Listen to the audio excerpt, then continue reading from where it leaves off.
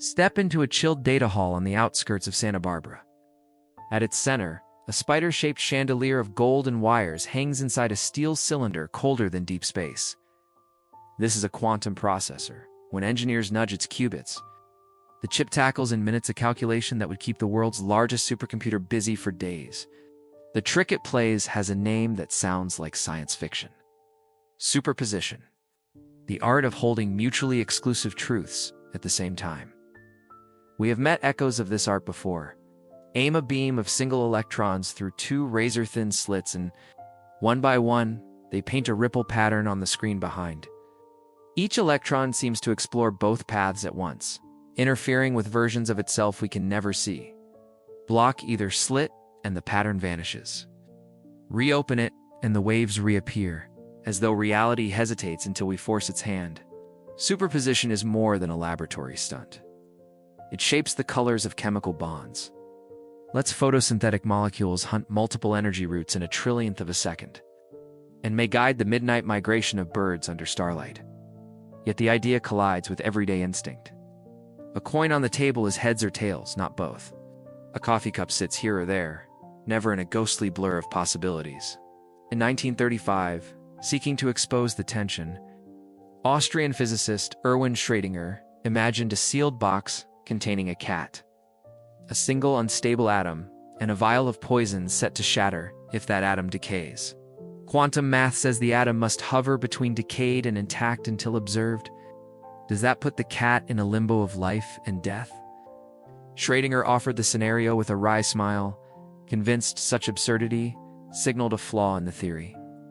Decades of experiments have only deepened the puzzle. We can now place tiny superconducting loops into cat states, carrying electric currents clockwise and counterclockwise at once. The paradox refuses to die. Instead, it powers new machines and provokes fresh philosophies. Tonight, we will follow these overlapping drafts of reality. We will trace the double slit's whisper, walk the length of Schrödinger's box, weigh the rival explanations for what counts as a measurement, and meet the technologies already harnessing nature's indecision. By the end, you may find comfort or wonder in the thought that every sunrise begins as a superposed script, that certainty, like daylight, dawns only when we open the box of the world and look inside. Picture an electron gun, no larger than a thimble. An operator fires a single electron, just one, toward a screen the size of a playing card. Expect a tidy speck, the way a pellet nicks would. Instead, after a handful of shots, pale zebra stripes appear. Bright, dark, bright, dark. It is as though each lone electron has rifled through both gates of the double slit at once, and argued with itself about where to land. Centuries of one object, one path, fall silent in the glow of those impossible bands. To be sure nothing sneaky is happening, the scientists slow the experiment to a crawl, one electron every few seconds. You could knit a scarf between arrivals, yet hour by hour the interference pattern rebuilds, crisp as before. Imagine standing on a deserted beach at dawn, tossing a single pebble left, waiting, then tossing another right. Dawn swells into noon, and somehow, the sand records two overlapping sets of footprints that dance in perfect synchrony. No wind, no tide, just a walker who seems to have strolled both halves of the shore in the same morning. There is no hidden crowd of electrons lending a wave. Each arrival is isolated, indivisible, innocent.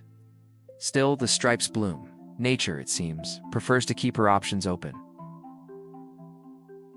Perhaps someone suggests each electron really does take just one slit, and our instruments are blind. Tiny detectors, gentler than moonlight, are slipped behind the apertures. Their only task is to whisper left or right when an electron passes. The moment the detectors power on, the stripes evaporate. Two plain blotches replace them. Switch the detectors off, and the zebra returns. It is not a prank of disturbance. The detectors barely nudge the particles. Instead, the mere possibility of learning the path rewrites the landscape. Information itself bulldozes the wave of maybes into a single either-or. It is like asking a storyteller which ending is real. The alternate finale vanishes the instant the question leaves your lips.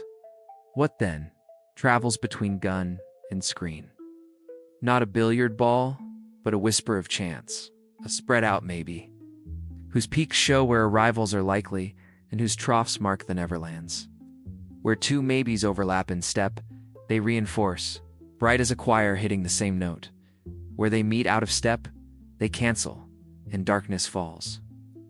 You can think of it as water rippling from two stones. Some crests meet crests, building higher spires. Others meet troughs, flattening the pond to glass. This soft geometry of probabilities guides every electron, photon, and atom. It sketches countless routes, lets them interfere, and settles on a destination only when reality is called to the podium to read a single line. Perhaps the weirdness fades with weight. Hardly swap electrons for neutrons 2,000 times heavier, and the stripes remain. Trade neutrons for Buckminster fluorine molecules, 60 carbon atoms locked in a geodesic dome, and after a patient night the pattern resurfaces. In laboratories today, researchers plan interference tests with tiny viruses and silica beads containing billions of atoms. The rule is not small equals quantum, large equals classical. The rule is privacy. Keep the environment from eavesdropping, and even a microorganism might sketch two histories at once. Why then do desks stay put and cats decline to blur? Because the world is nosy. Air molecules bump, infrared photons pry, and information about where and when leaks at dizzying speed. The delicate overlap shreds an early hint of decoherence that will shadow our story. Superposition is not just a party trick for physicists in darkened rooms. A quantum computer wields it the way a sailor harnesses wind, letting qubits glide through billions of pathways simultaneously before canceling wrong answers and amplifying the right. In a leaf, sunlight births an excitant that explores every molecular corridor at once, settling on the quickest chute to the plant's chemical engine.